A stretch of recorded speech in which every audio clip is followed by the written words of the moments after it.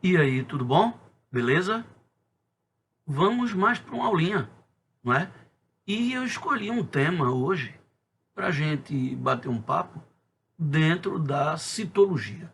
Um tema muito importante que é a parte das organelas. Porque se você já observou, os melhores livros hoje, eles falam em torno de 10 organelas. E tem um problema. Você vai fazer Enem, não é? Até um SSA1, se for o caso, mas prioritariamente você vai fazer Enem e existem em torno de 26 organelas. Isso mesmo. E nesse papo a gente vai conversar o nome de cada uma e ou as funções que cada um exerce em uma célula. Lembre que a gente tem dois grupos de células quanto ao grau de organização: procarióticas e eucarióticas.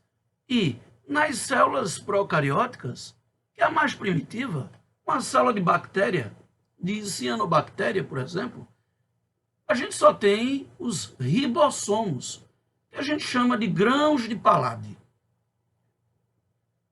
Função: produzir proteína e síntese proteica. Pois bem, a única organela da procariótica. A eucariótica, além dos ribossomos, apresentam mais 25 tipos de organelas. É lógico que a gente não tem 26 organelas em um mesmo tipo de célula eucariótica. A gente está falando de células eucarióticas, em torno de 26 organelas. E agora você vai conhecer cada uma delas. Beleza? Tranquilo? Vamos lá? Vamos lá. A primeira, como a gente estava já falando, a primeira organela são os ribossomos, que a gente deve chamar, nunca mais esqueça, grãos de Palade. E você sabe, todo o livro mostra, fala, que a grande função dos ribossomos, dos grãos de Palade, é síntese proteica. Produzir proteínas. Produção de proteínas. Só que você tem que associar a síntese proteica a uma questão maior. A síntese proteica, ela é responsável pelo crescimento celular.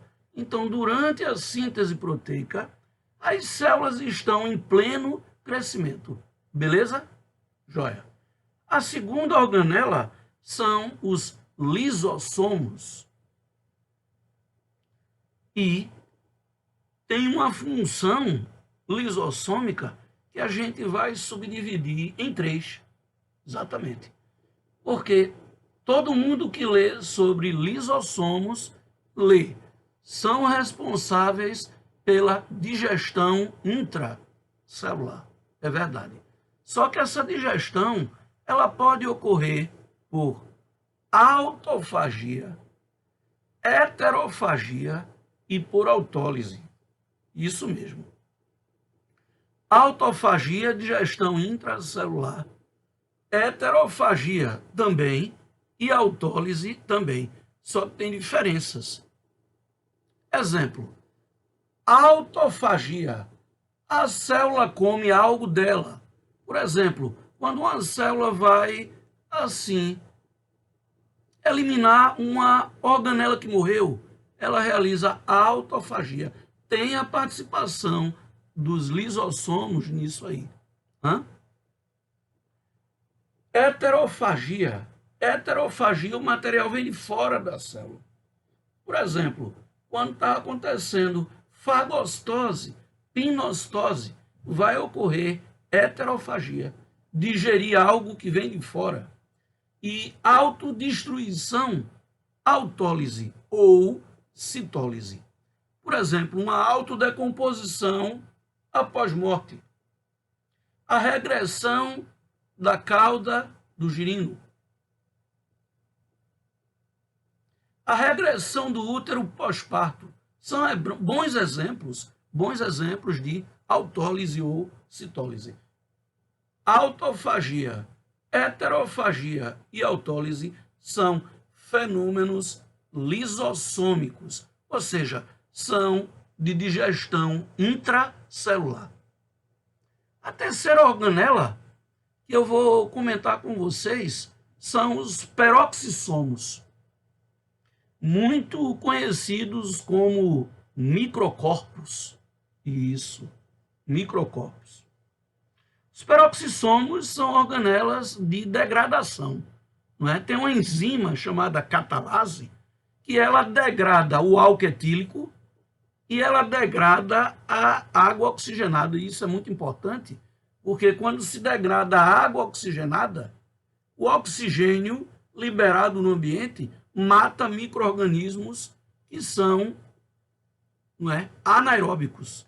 Então, a água oxigenada é antisséptica por causa das catalases, que são enzimas que tem dentro dos peroxissomos. Então, degradar álcool e degradar H2O2, catalases, peroxidases. Veja o nome. São enzimas, as catalases, dos peroxissomos. A quarta organela é o esferossomo. Como, André? Esferossomo. Esferossomo, ele, nas células vegetais, ele é responsável pela digestão intracelular. Oxê, e célula vegetal tem lisossomo? Tem. Célula vegetal tem lisossomos com o nome de esferossomos. Eles realizam a digestão intracelular um pouco menor do que um lisossomo tradicional. Beleza? Então, os esferossomos respondem pela digestão intracelular em vegetais, realizando presta atenção, realizando a autofagia, digerir algo da célula, e realizando a autólise, citólise. Lembre que célula vegetal tem parede celular, e a parede não deixa acontecer a heterofagia. Beleza? Tranquilo? Turminha, tem uma dupla, que seria a organela 5 e 6, hidrogenossomos, isso mesmo, hidrogenossomos e mitossomos.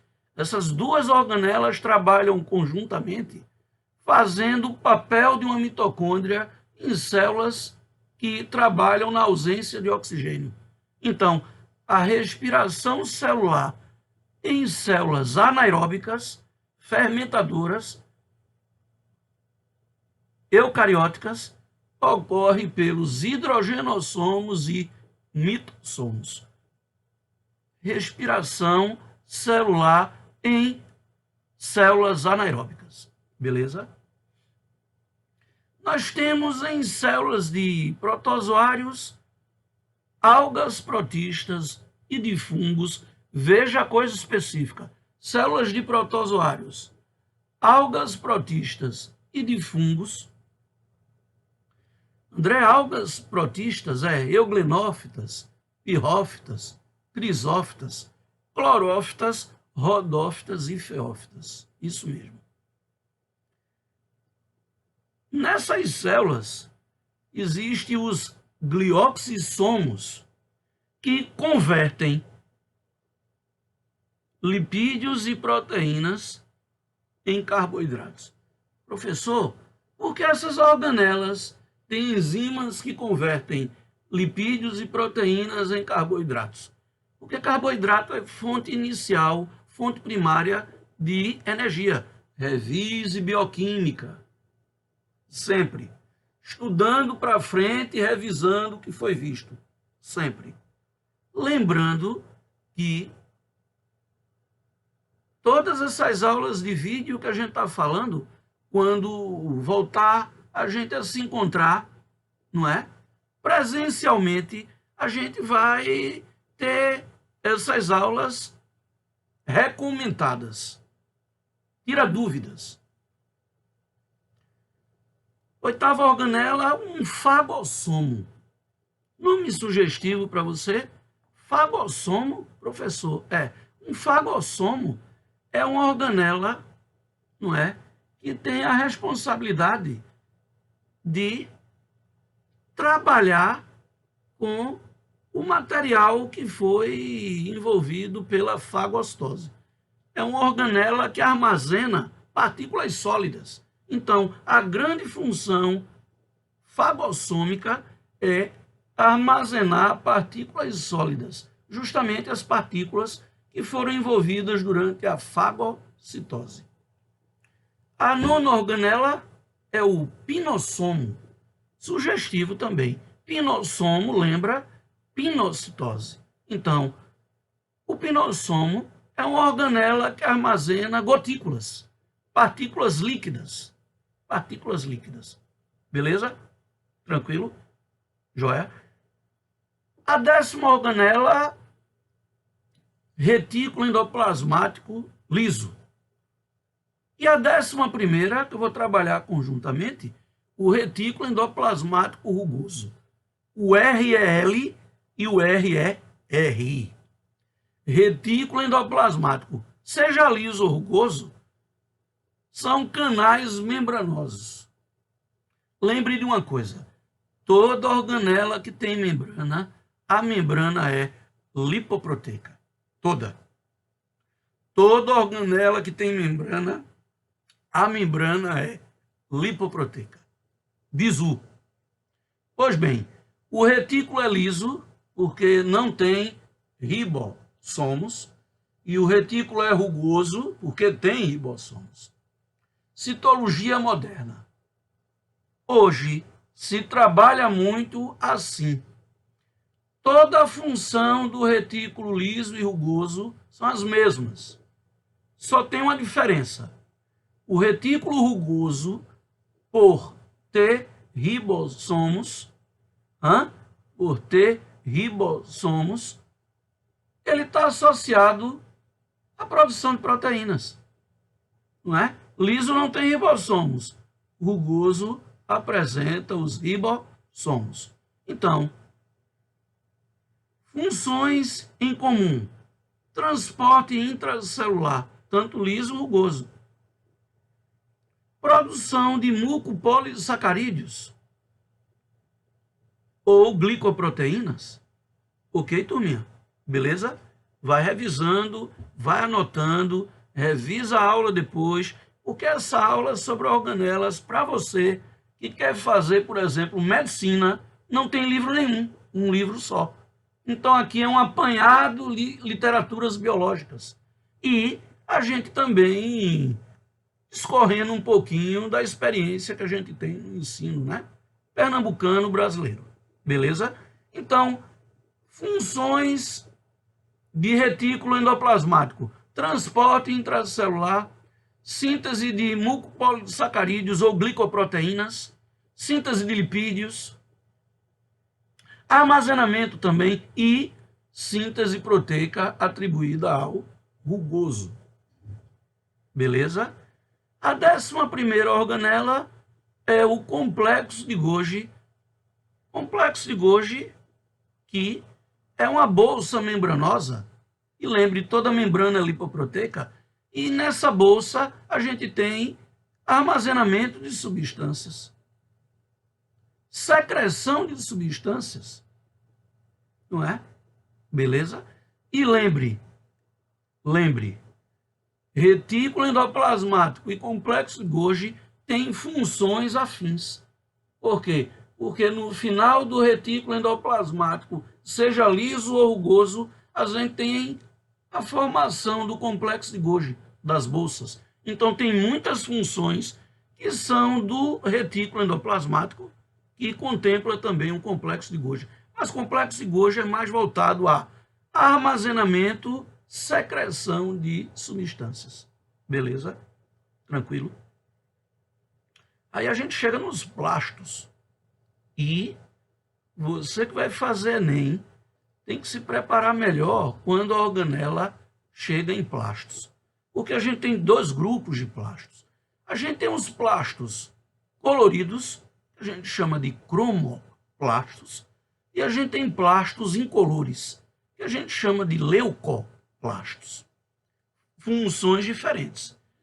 Os plastos que têm cor, pigmentos, são os cloroplastos verdes, xantoplastos amarelos e eritroplastos, plastos vermelhos, cloro, xanto e eritro. Esses cromos coloridos realizam fotossíntese. Cuidado que nem todo plasto faz fotossíntese. Os cromos sim. Vou repetir: cromo, cloroplastos, xantoplastos, eritroplastos. São plastos coloridos e têm pigmentos fotossintéticos. Então, todo cromoplasto ele realiza fotossíntese. Muito bem. Mas tem os leucoplastos, que são os incolores. E serem incolores quer dizer que não têm pigmentos, não fazem fotossíntese. Os leucoplastos são amiloplasto, oleoplasto e os proteoplastos. Associe o nome. Amiloplasto armazena amido, oleoplasto armazena lipídios e proteoplastos armazenam proteínas. Beleza, turma? Tranquilo? Beleza mesmo? Tranquilidade? Certo. Aí a gente vai para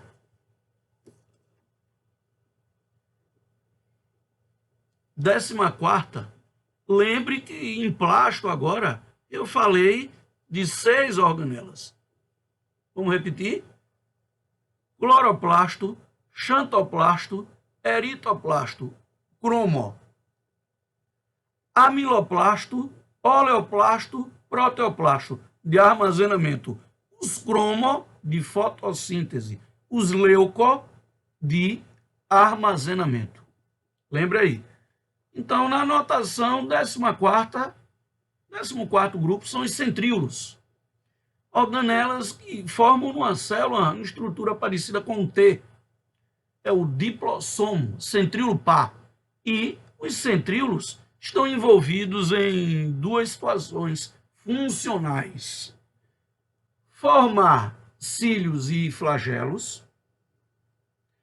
Então, células eucarióticas, formação de cílios e flagelos, tem centríolos. E controlar as fibras do fuso durante a mitose, divisão de células somáticas, e meiose, divisão de células sexuais. Beleza? Então, centríolos trabalham controlando as fibras do fuso na mitose e na meiose, e também em células eucarióticas, os centríolos formam cílios e flagelos, que geralmente são estruturas locomotoras.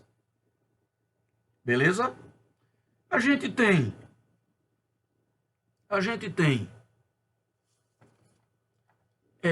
continuando, microtúbulos, que inclusive estão na estrutura dos centríolos, organelas formando organelas.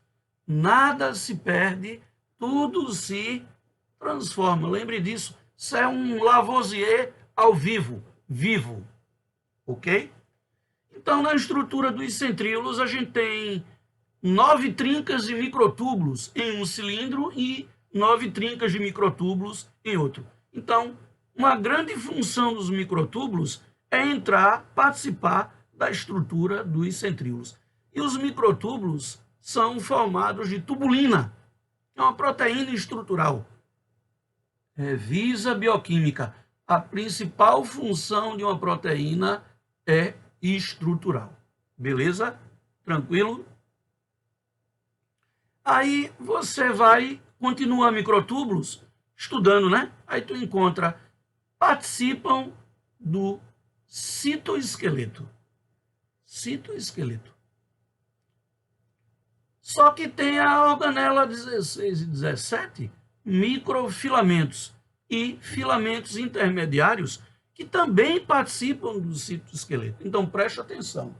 Existem 3 organelas que participam da estrutura esquelética que mantém a célula na forma que ela se apresenta quando a gente olha de fora, que é o citoesqueleto, o esqueleto celular, 3 organelas: microtúbulos, microfilamentos e filamentos intermediários.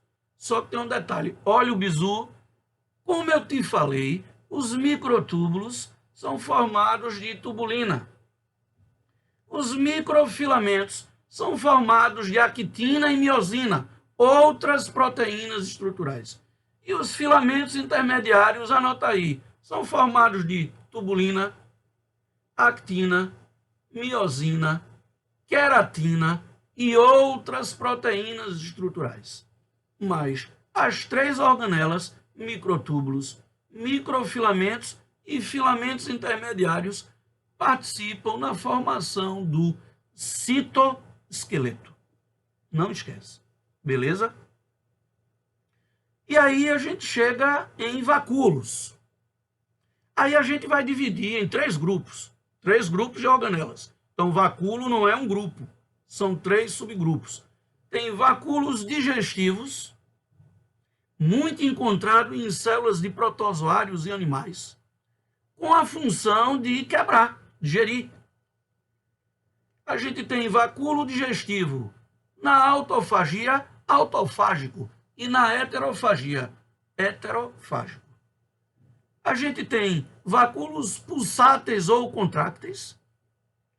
Vacúolos pulsáteis ou contrácteis são muito encontrados em protozoários de água doce, para manter o equilíbrio osmótico, manutenção hídrica. E a gente tem muito encontrado em células de algas e de vegetais, vacúolos de suco celular, também chamados vacúolos de reserva. Reserva de amido, amilífero. Reserva de água, aquífero. E reserva de ar, aerífero. Uma coisa muito importante que o Enem pergunta é onde a gente vai encontrar um vacúolo amilífero. A gente vai encontrar em uma raiz, em um caule, em um fruto, em um pseudofruto, em uma semente, por que não? Onde a gente vai encontrar vacúolo aquífero, que armazena água, em plantas xerófitas, em plantas que vivem no semiárido ou no árido, para armazenar no parênquima aquífero. E onde a gente encontra vacúolos de subcelular de reserva de ar, aerífero, em plantas que precisam manter folhas flutuantes, em plantas aquáticas. Beleza? Tranquilo, turma? Então aí, se você contar, reveja o vídeo e conte todas as organelas que a gente falou. A gente está falando em torno de 26 organelas que vão enriquecer muito, muito, muito esse momento de estudo seu. Joia? Tranquilo? Agora você dá uma paradinha e lista funcionalmente todas essas organelas que eu passei para você e eu comentei, não é? Boa parte das funções delas. Beleza? Vou repetir as organelas. Vê. Ribossomos, lisossomos, peroxissomos, esferossomos, hidrogenossomos, mitossomos, glioxissomos, fagossomos, pinossomos, retículo endoplasmático liso, retículo endoplasmático rugoso, complexo golgiense, complexo de Golgi, mitocôndrias, cromoplastos, cloroplastos, xantoplastos, eritroplastos, leucoplastos, amiloplastos, oleoplastos, proteoplastos, centríolos, microtúbulos, microfilamentos, filamentos intermediários, vacúolos digestivos, vacúolos pulsáteis ou contrácteis e vacúolos de suco celular de reserva. Digestivos, autofágicos, heterofágicos. De suco celular, amilífero, aquífero e aerífero, certo? Beleza? Então, tenho certeza que essa lista de organelas vai melhorar o teu conhecimento, o teu autoconhecimento na matéria. E agora você fica com a revisão dos assuntos anteriores que porventura a gente tenha visto. Revise, estude, contemple isso, aproveite seu tempo. Estamos juntos, em breve estaremos presencialmente. Forte abraço.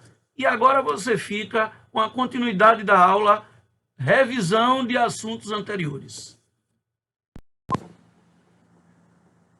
E aí, tudo bom? Vamos dar continuidade, né, aos nossos estudos. Tudo vai dar certo. A gente já viu origem da vida. A gente está terminando bioquímica, no finalzinho.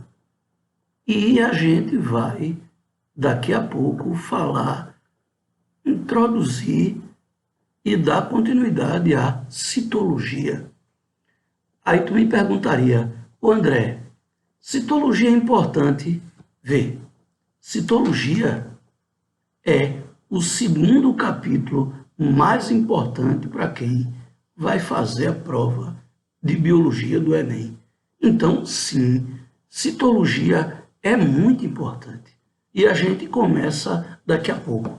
Mas deixa eu te ajudar no seguinte.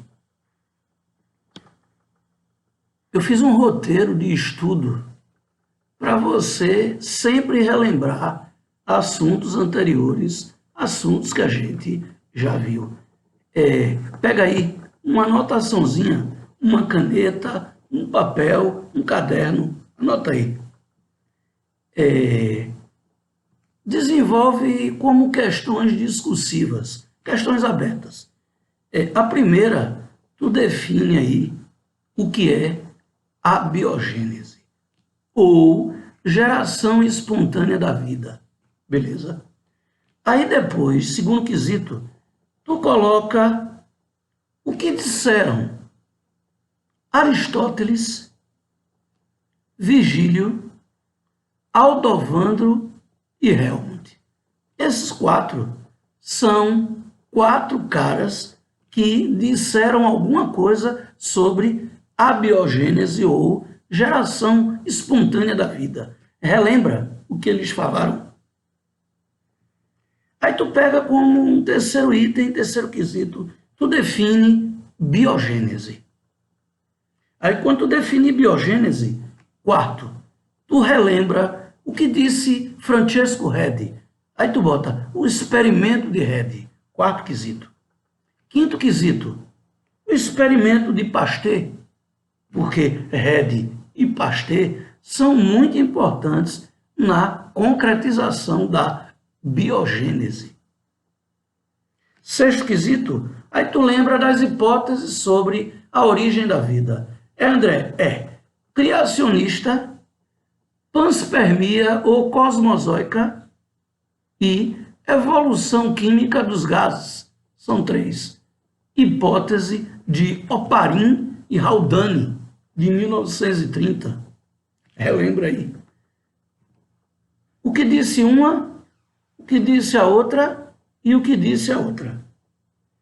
Aí, como um sétimo quesito, você lembra que Oparin e Haldane morrem e não tem como comprovar suas ideias. Aí a gente vai para o que disse Miller e o que disse Fox. Aí tu enuncia o experimento de Miller e o experimento de Fox. Aí, como oitavo quesito, tu relembra a hipótese heterotrófica e nono quesito, a hipótese autotrófica. Compara as duas. Isso em origem da vida. Fiz um roteiro para vocês também de bioquímica.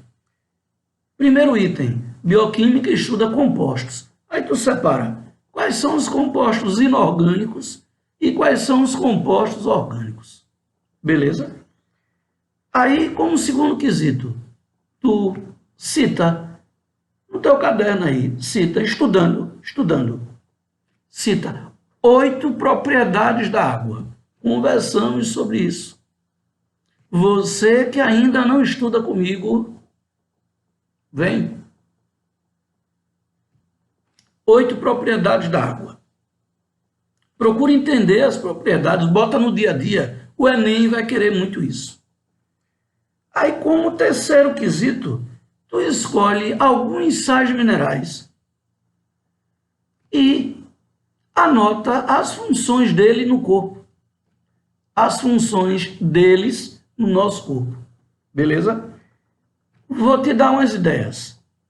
Selênio, zinco, fosfato, flúor, cálcio, ferro, magnésio, sódio, potássio e iodo.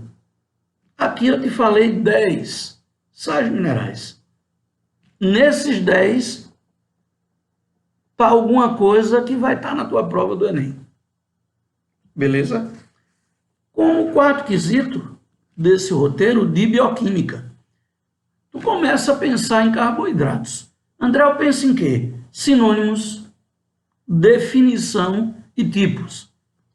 Aquele negócio lá de monossacarídeos, oligosacarídeos, polissacarídeos. Aí tu vê os mono mais importantes, os oligo são os disacarídeos mais importantes e os homopolissacarídeos e os heteropolissacarídeos. Cada um tem uma função biológica e o Enem vai te pedir isso. Aí tu relembra, beleza? Como quinto quesito, antes, um pouquinho voltando a carboidratos, tu fecha falando das funções dos carboidratos. Voltando quinto, tu abre o papo de lipídios. André, o que é que eu faço nessa revisão? Assim, anoto de lipídios, estudo, faço o resumo, tá valendo tudo. Sinônimos de lipídios, definição de lipídios, propriedades específicas dos lipídios, tipos de lipídios e funções dos lipídios. Beleza? Anotei aqui como questão 6, tu desenvolve proteínas. André, eu desenvolvo o quê? Sinônimo de proteínas, definição de proteínas, tipos de proteínas, estrutura das proteínas, muito importante, aquele negócio de proteína primária, secundária, terciária, quaternária, isso é muito importante para o Enem. E as funções. Aí, quando tu estiver vendo funções das proteínas, aí tu vai encontrar catalisadoras. Proteínas catalisadoras são as enzimas. O André, toda enzima é uma proteína? Não. Existem as ribozimas, que são de RNA. Porém, tirando as ribozimas, todas as outras enzimas são, sim, proteínas. Aí você cita, estudando enzimas, as principais propriedades: temperatura ideal, pH específico e substrato específico. Procure entender, dar exemplos, ler um pouco sobre isso. Aí, item 8, vitaminas. Aí tu vai dividir lipossolúveis, DECA, D-E-K-A, e hidrossolúveis,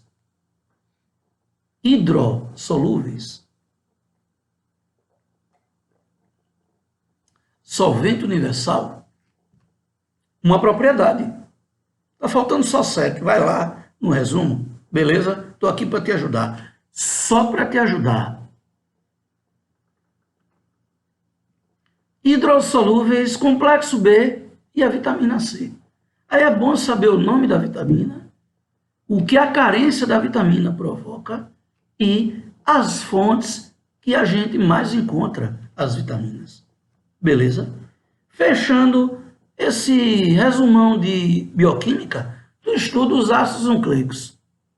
DNA, RNA, os nucleotídeos de DNA, os nucleotídeos de RNA, as bases que a gente encontra no DNA, no RNA, os tipos de pentoses, dá uma lidinha na duplicação do DNA e em RNA, transcrição e tradução. Dá uma lida, porque depois a gente vai botar tudo isso numa boa, naquele quadrão que existe, não é? Que a gente desenvolve e você vai entender tudo.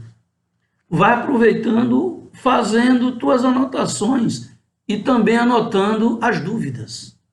As dúvidas. Tranquilo? Beleza? A aula de hoje, propriamente dita, a gente começa citologia.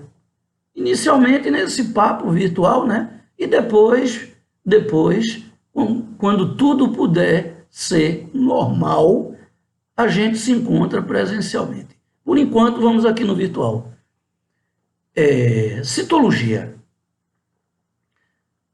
Aí tu poderia estar me perguntando aí do outro lado, André, o que é citologia? André, a gente vai começar definindo na base as coisas. Por quê? Porque quando a gente conhece a base, toda a construção de conhecimento que a gente colocar em cima, você que estuda comigo, escuta muito isso. Toda coisa que a gente colocar em cima, além da base, a gente aguenta, a gente aprende. A gente só não aprende quando a gente quer aprender sem base.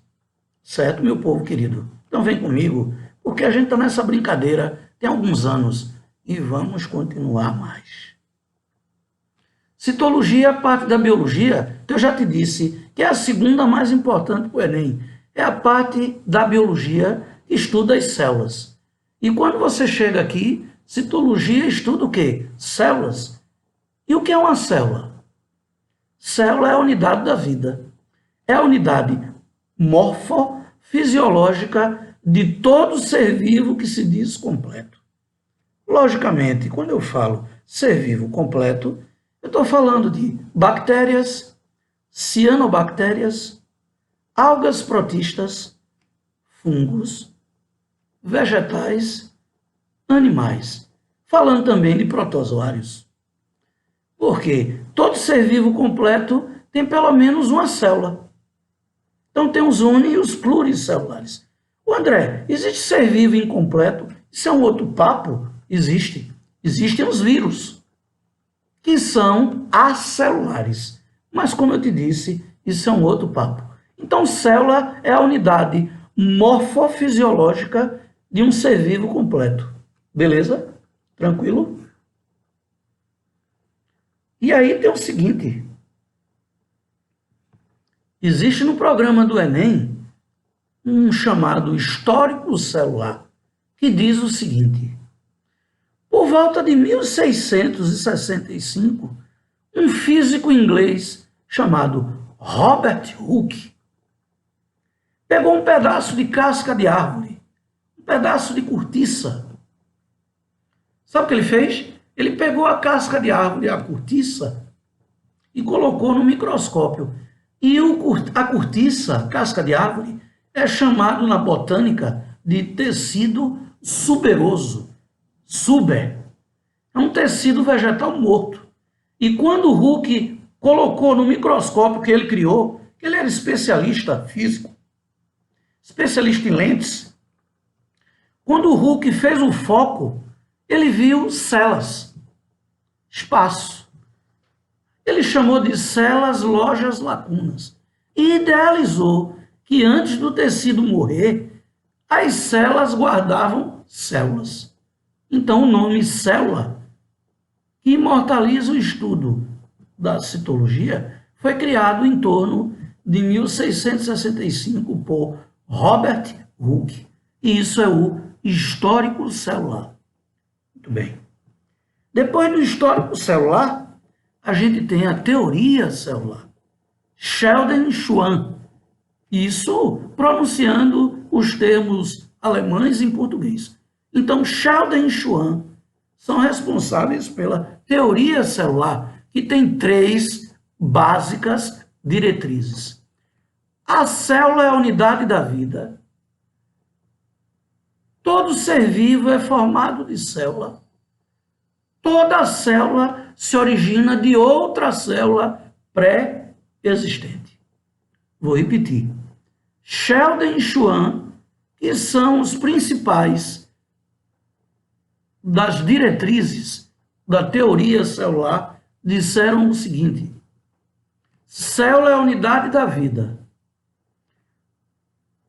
Todo ser vivo é formado de célula e toda célula se origina de outra pré-existente. Isso é a teoria celular. Quando você se apropria disso, você entra mais na citologia e você começa a estudar os tipos de células. E aí a gente vai dividir, turminha, tipos de células em dois grupos. Vamos chamar de grupo A, células quanto ao tempo de vida. E vamos chamar grupo B, células quanto ao grau de organização. Quanto ao tempo de vida, a gente vai subdividir em três: lábeis, estáveis e permanentes. André, o que é uma célula do grupo das lábeis? São células que têm uma vida curta, têm alta taxa metabólica e constantemente o corpo precisa substituir. Toda célula que o corpo substitui periodicamente, a gente chama de células lábeis. Exemplos: glóbulos vermelhos, glóbulos brancos, espermatozoides e ovócitos secundários. Vamos a fundo mesmo nesse papo. André, glóbulos vermelhos, glóbulos brancos, espermatozoides e ovócitos são células lábeis?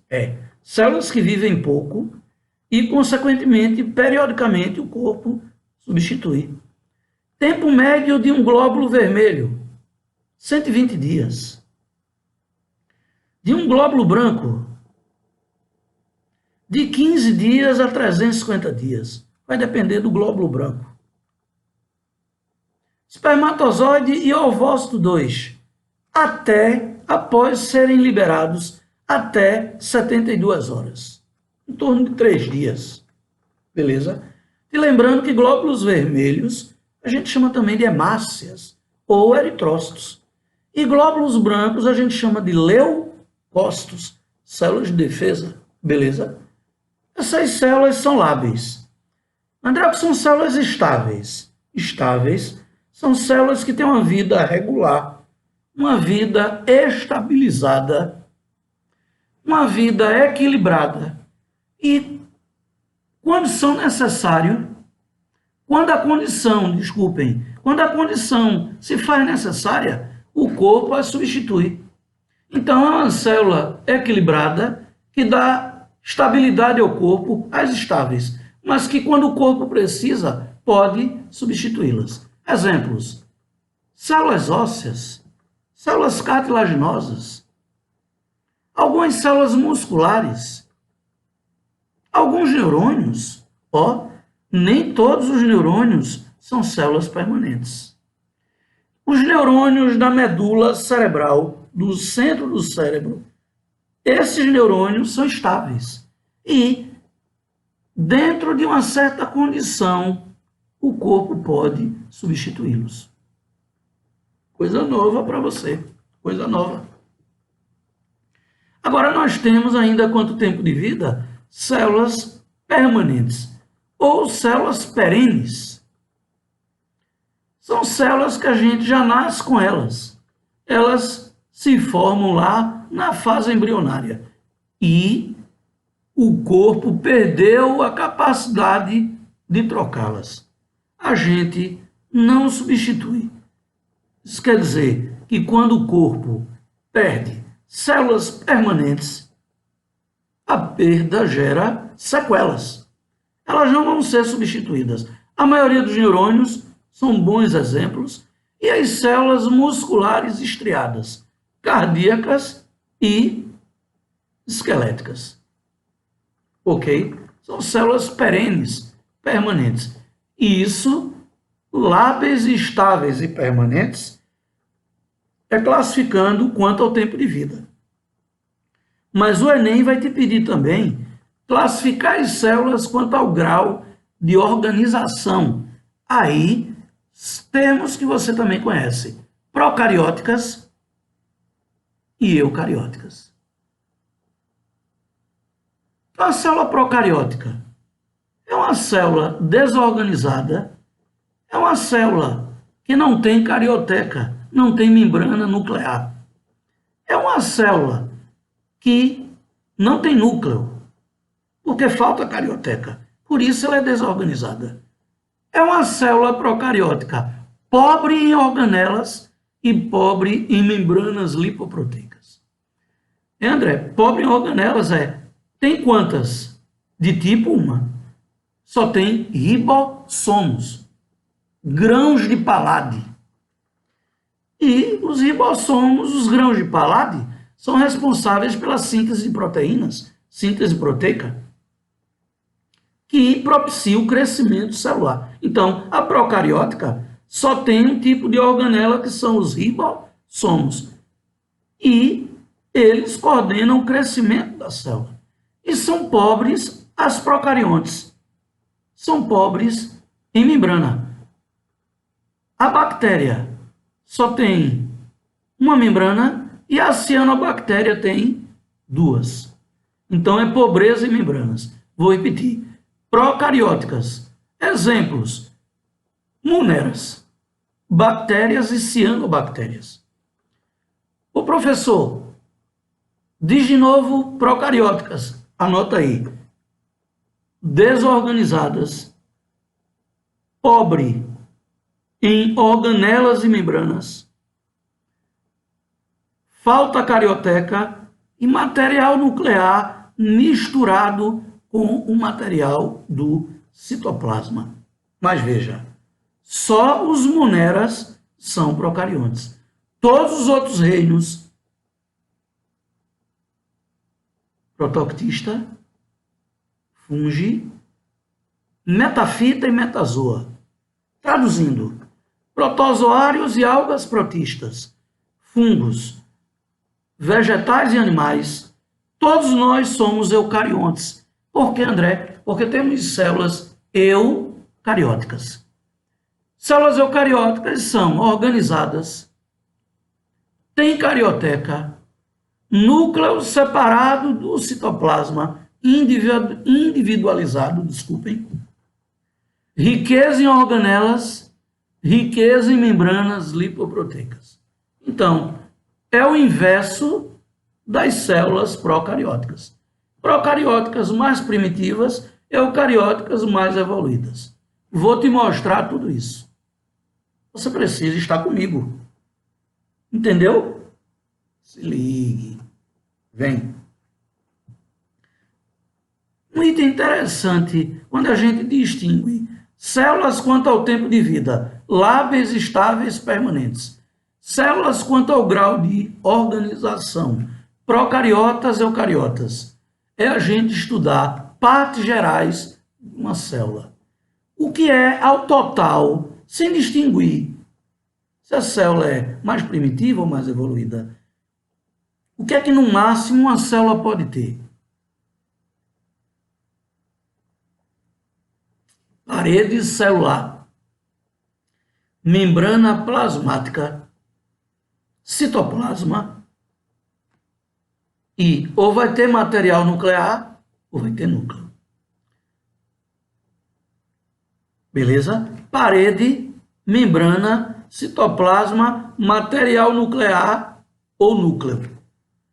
Se for procariótica, tem material nuclear. Se for eucariótica, tem núcleo verdadeiro. Beleza? Aí vê, o primeiro item é parede celular. Aí, professor André, o que é que eu preciso saber para fazer Enem de parede celular? Você precisa saber que parede celular é a mesma coisa que membrana esquelética ou membrana celulósica. Isso seriam os sinônimos. Sinônimos de parede celular: membrana esquelética ou membrana celulósica. Depois você precisa saber definir parede. Parede é um envoltório rígido e espesso que existe na maioria das células. Beleza? Essa rigidez lembra a função. André, qual é a função de uma parede? Qualquer célula que tem parede celular, ela está mais bem protegida do que uma que não tem. Então, a grande função da parede é proteção celular. Professor, tu disseste que tem na maioria das células. Bactérias, cianobactérias, algas protistas, fungos e vegetais. Vou repetir. Tem parede celular nas células de bactérias, cianobactérias, algas protistas, fungos e vegetais. Um tipo de bactéria não tem parede e um tipo de alga protista não tem parede. São exceções. Tirando elas, todas que eu falei apresentam as células com o PC, a parede celular. Beleza? E a grande composição. Não todas, mas a maioria das células que tem parede, essa parede tem sua composição, aqui e ali, celulose. Celulose. Então, tem outros componentes que nas aulas presenciais a gente vai colocar todos os componentes de todas as paredes. Vem comigo. Isso aqui é só uma pitadinha, uma manutenção de grandes ideias. Entendeu? Então, como eu estava te falando, geralmente paredes celulares vão ter celulose. Tranquilo? Aí, passando da parede, a gente entra na MP, na membrana plasmática. Membrana plasmática que tem seus sinônimos. Professor André, quais são os sinônimos de membrana plasmática?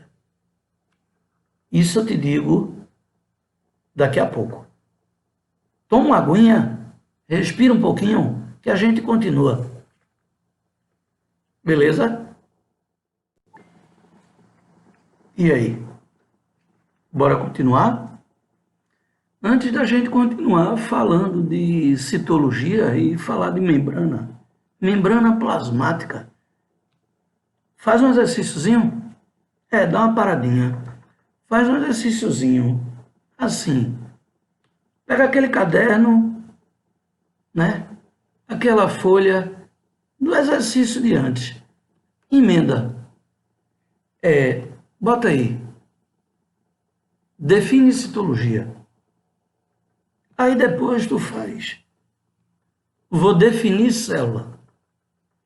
Aí depois, outro quesito, tu coloca descrever o histórico celular. Outro quesito, aí tu anota, vou enunciar as 3 frases da teoria celular. Aí outra questão tu faz, coloca células, quanto ao tempo de vida? Define lábeis, estáveis, permanentes. Quanto à organização, aí tu bota procariotas, eucariotas. Compara. Estudando. Uma boa. Aí, na tua residência, na tua casa. Beleza? Tranquilo? Aí tu pega partes de uma célula. Quais são as partes gerais de uma célula?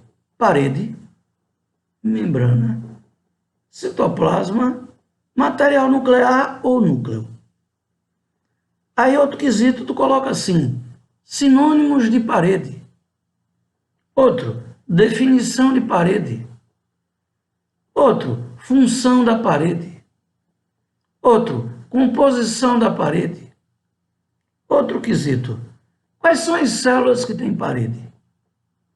Beleza? Quando tu fizer isso,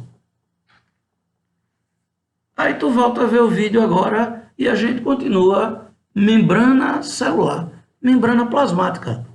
Ô André, quais são os sinônimos de membrana plasmática? Membrana celular, membrana citoplasmática ou plasmalema. Beleza? André, define membrana plasmática. Membrana é um envoltório fino e flexível, que está presente apenas em todas as células, sejam elas procarióticas ou eucarióticas. Beleza? André, qual é a função da membrana? A bem da verdade, uma membrana plasmática tem basicamente duas funções. Ela dá uma certa proteção à célula, porque quando a célula não tem parede, o que a protege é a membrana. Então, ela dá uma certa proteção, mas a grande função de membrana é ter permeabilidade seletiva. André, o que é isso? É controlar, permitir ou não a passagem de substâncias através dela. A membrana controla a nutrição celular, a permeabilidade seletiva. Isso é a grande função de uma membrana plasmática. André, qual é a composição de uma membrana plasmática? Basicamente, a membrana plasmática apresenta lipídios e proteínas.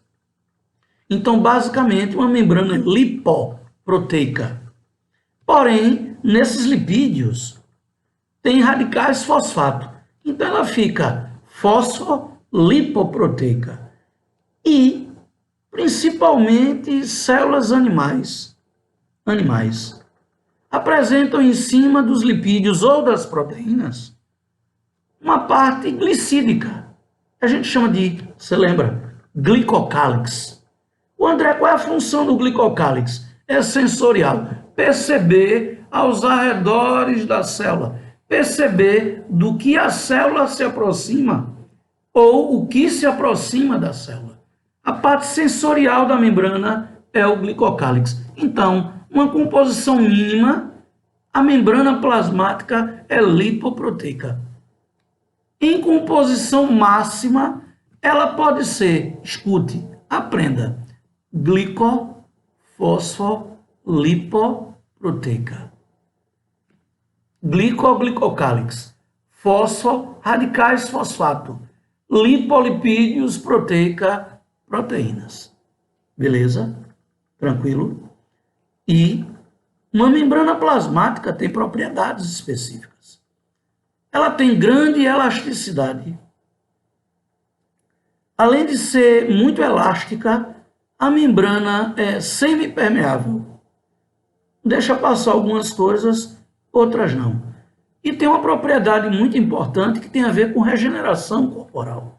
Quando a membrana sofre uma lesão, dependendo da lesão, ela pode se recuperar, dependendo da lesão. Não é sempre, mas pode acontecer. Ok? Vou te repetir. 3 propriedades que o Enem cobra muito de membrana plasmática. Elasticidade, semipermeável e, quando lesada, pode se regenerar. Tranquilo? Tem um item muito importante que é o transporte através da membrana. Transporte passivo, transporte ativo e transporte em bloco. E tem uma grande diferença aí. O bloco é um tipo especial de transporte ativo. Isso quer dizer que envolve um grande gasto de energia. Tem o passivo, que envolve um pequeno gasto de energia, tão pequeno que a gente diz que não gasta energia. Tem o ativo, que gasta muita energia, inclusive a gente diz que é contra o gradiente de concentração, e tem o bloco. Blocos que entram endocitoses e blocos que saem exocitoses.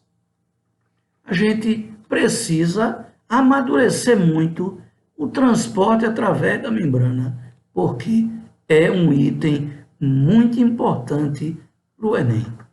Beleza? A gente continua daqui a pouco. Continuando, nosso papo sobre citologia, a gente está falando de membrana. E tem um item de membrana que é muito importante, que é o transporte através da membrana. A gente classifica, relembra, minutos atrás eu falei. Passivo, ativo e bloco.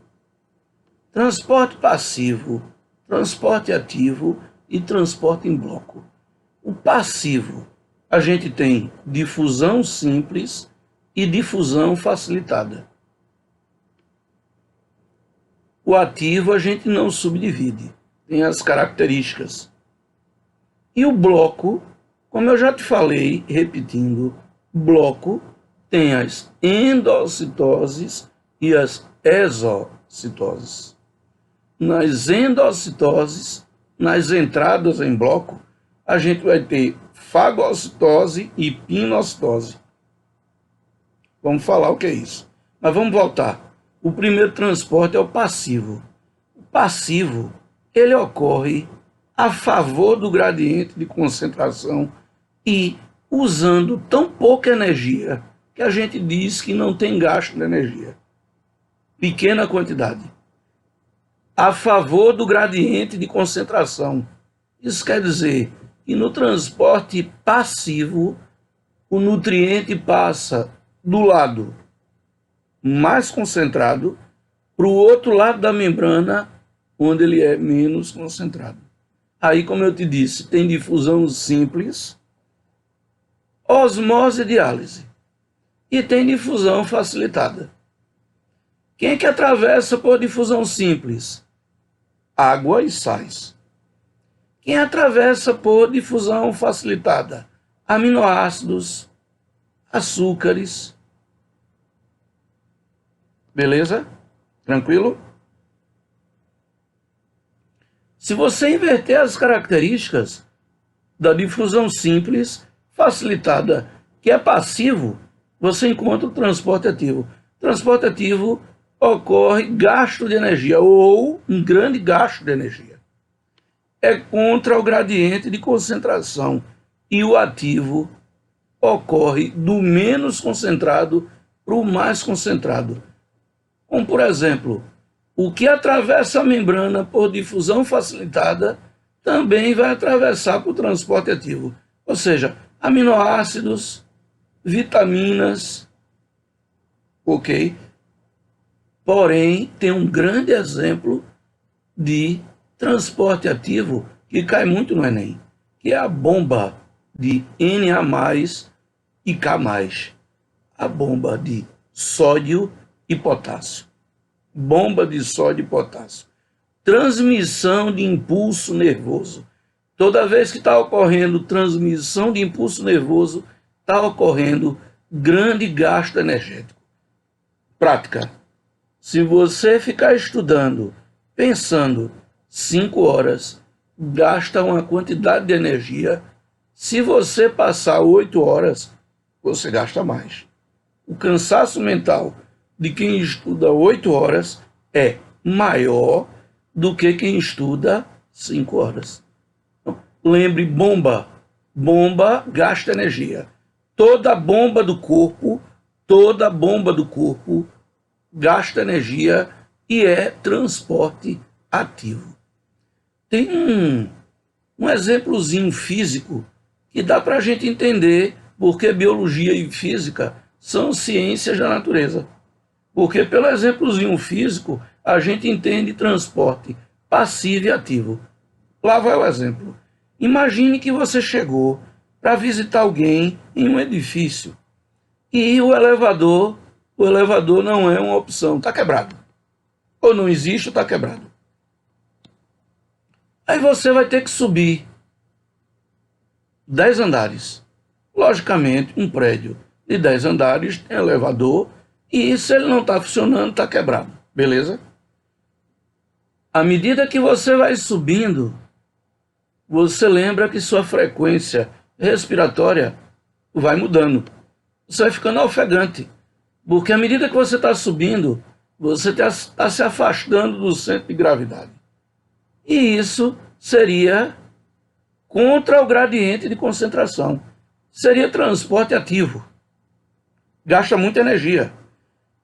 Quando você está lá em cima, no 10º, e está descendo, você gasta energia. Mas a quantidade de energia que você gasta é menor.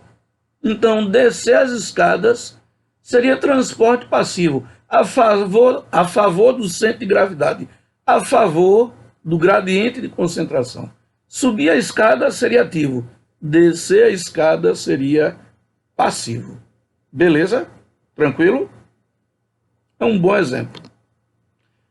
Indo para transporte em bloco, aí você dá uma lidinha em endocitoses, entrada de partículas, gastando muita energia. Aí você vai ver o seguinte, se a partícula for sólida, o englobamento delas a gente vai chamar de fagocitose. Se as partículas forem líquidas, forem gotículas, aí a entrada a gente chama de pinocitose. Isso mesmo. Partícula sólida, fagocitose, partícula líquida, pinocitose. Tranquilo? Favorável? Massa? Beleza. Aí quando a gente passa a membrana que é basicamente lipoproteica, aí nesse momento agora, você dá uma revisada na parte inicial que eu falei de citologia. Vou te relembrar. Define citologia, sempre estudando.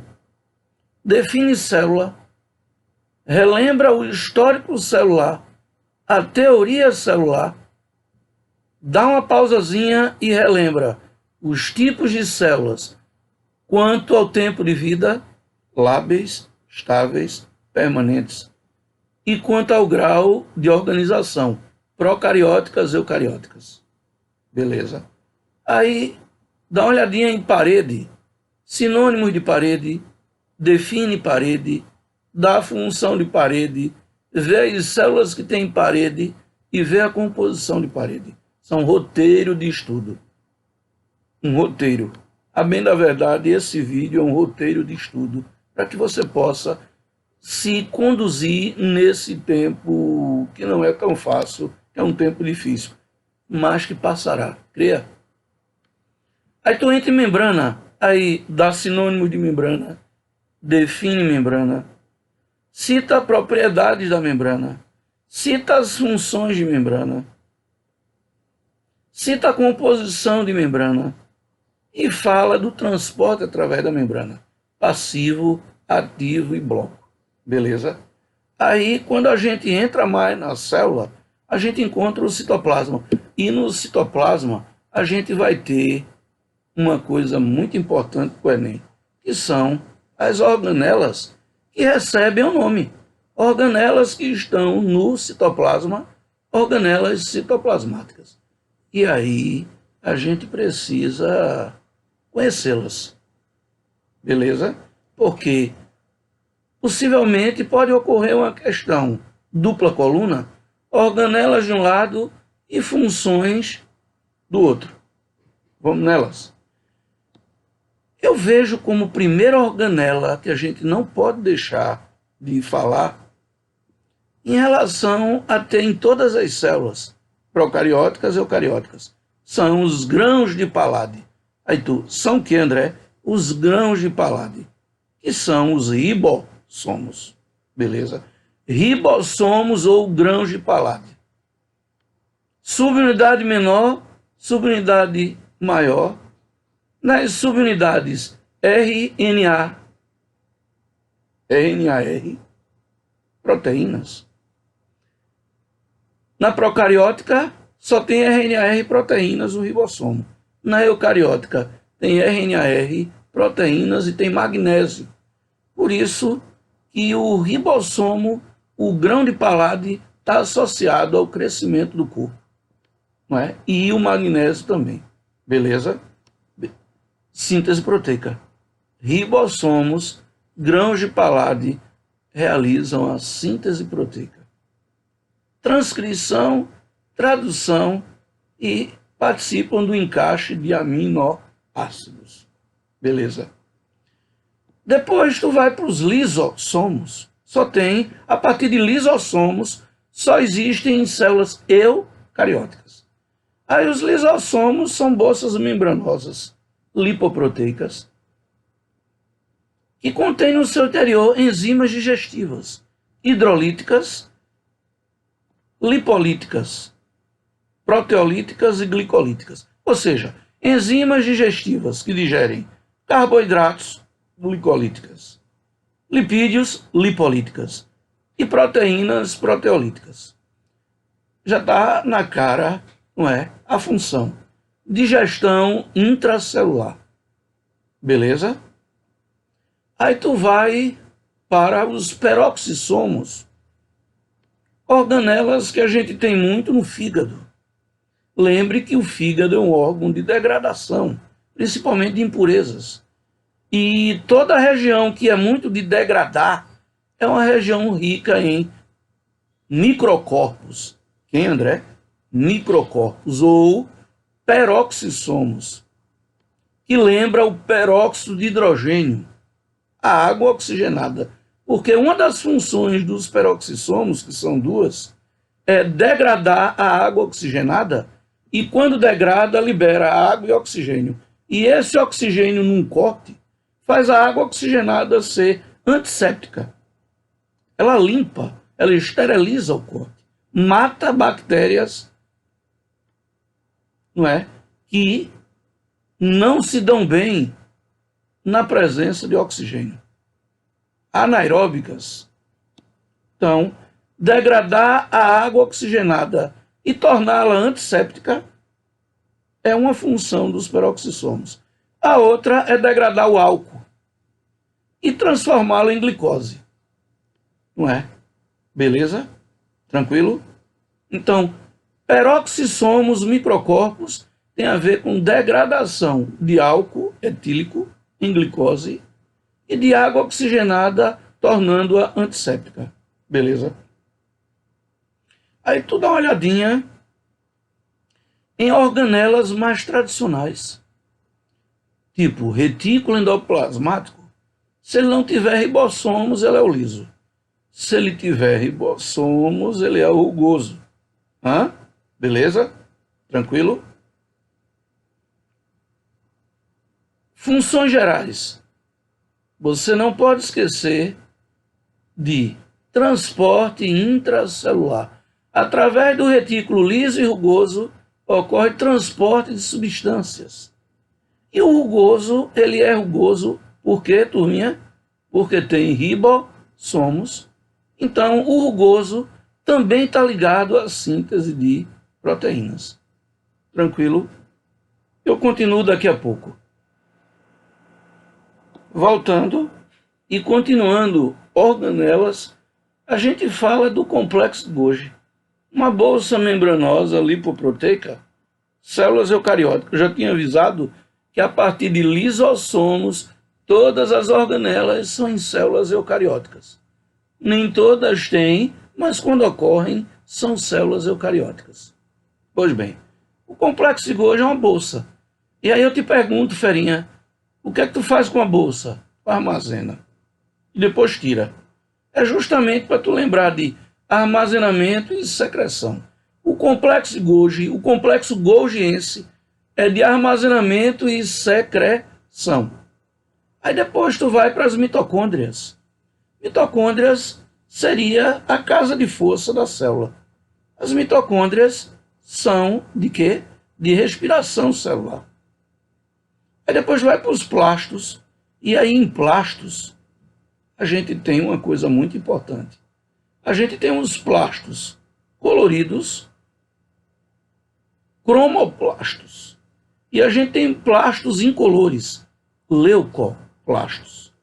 Os plastos coloridos, os cromo, tem cor, eles são de armazenar luz, tipo cloroplasto. Então, os cloroplastos, que representam os cromoplastos, realizam fotossíntese. Já os leuco, são os incolores, são de armazenamento. Amiloplasto, oleoplasto, proteoplasto. Pelo prefixo, se ligue, amiloplasto armazena amido.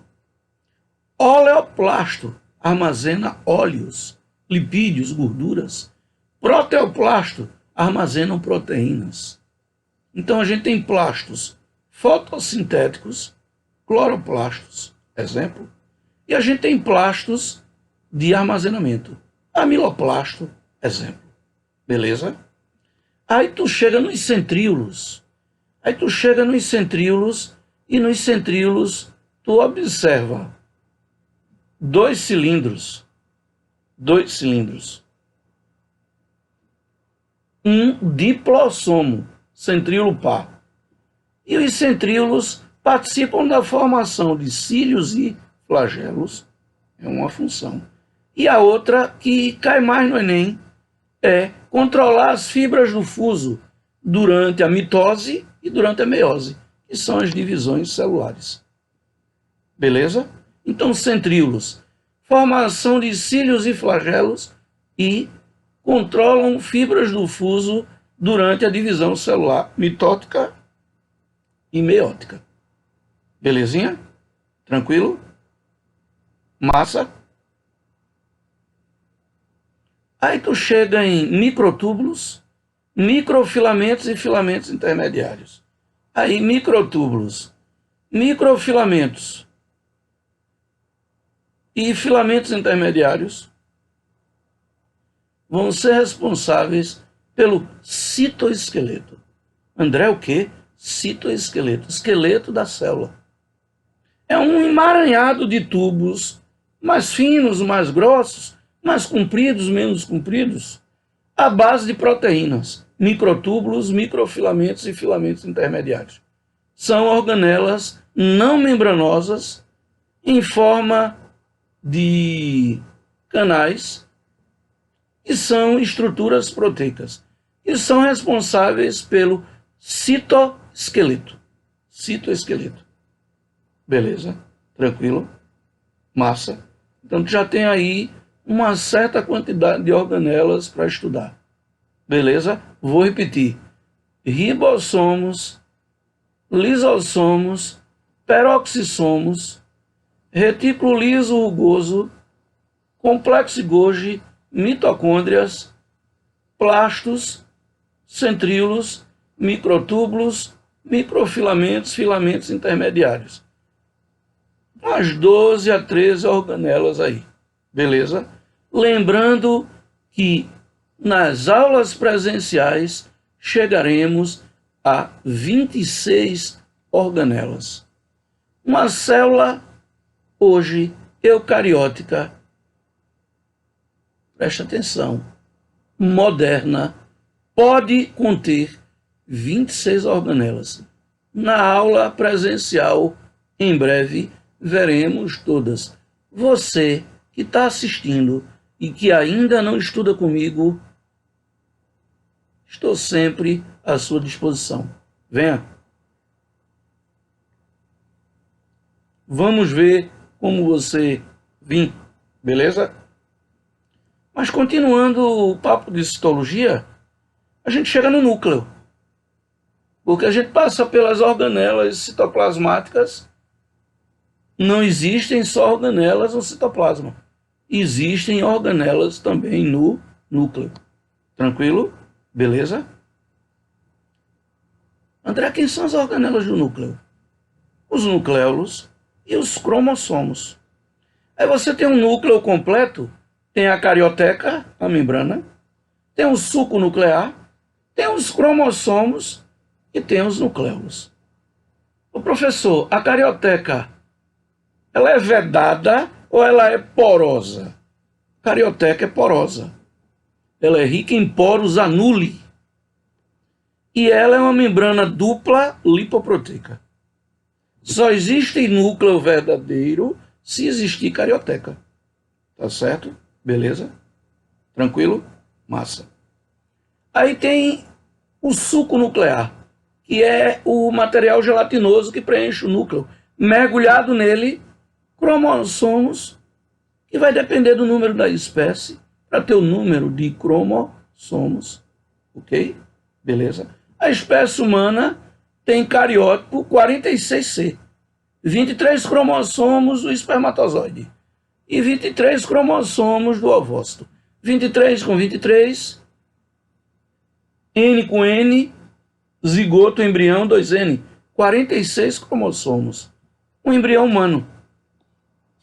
E os cromossomos têm DNA.